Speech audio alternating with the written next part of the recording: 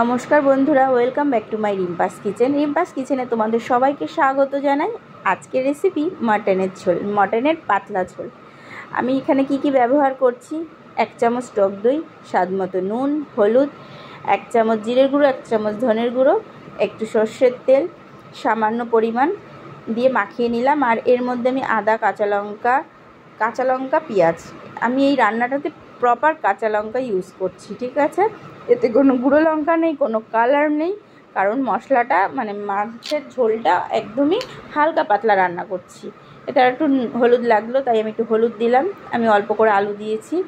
আর ফোড়নে দিচ্ছি আমি গোটা এলাচ, দারচিনি, লবঙ্গ, জিরে, তেজপাতা দিয়ে ফোড়ন দিয়ে মাংসটাকে আমি দিয়ে দেবো।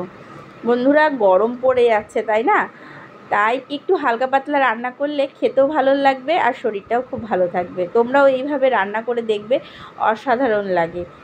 আমি বলবো না, তোমরা রান্না করে খেয়ে তারপরে আমাকে বলবে যে কেমন লাগে খেতে বা কেমন হলো। অবশ্যই বন্ধুরা পাশে থেকে একটা লাইক কমেন্ট করবে, আর নতুন বন্ধু হলে আমার চ্যানেলে অবশ্যই একটা সাবস্ক্রাইব করবে, তাহলে আমার রান্নার নোটিফিকেশান তোমার কাছে পৌঁছে যাবে। দেখো, মাংসটা গল্প করতে করতে কিন্তু প্রায় কষে এসছে। দেখেছো, মাংস থেকে তেল ছাড়তে শুরু করে দিয়েছে।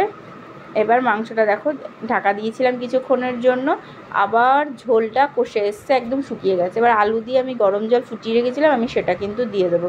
আর এই মাংস রান্না করতে, এটা তোমরা নিশ্চয়ই জানো, মাটন রান্না করতে একটু সময় তো লাগেই, তাই মিডিয়াম ফ্লেমে দিয়ে সব সময় কষাবে, তাহলে মাংসটা ভালো কষা হবে আর খেতেও খুব ভালো লাগবে। আমার রান্নাটা বন্ধুরা তোমাদের কেমন লাগছে অবশ্যই একটা লাইক কমেন্ট করে পাশে থেকো, তাহলে আমি বুঝবো আমার বন্ধুরা কেমন লাগছে আমার ভিডিও। দেখো, আমার গল্প করতে করতে রান্নাটা কিন্তু হয়ে গেল গরম মশলা দিয়ে। এবার খাওয়ার সময়। ভালো থাকবে।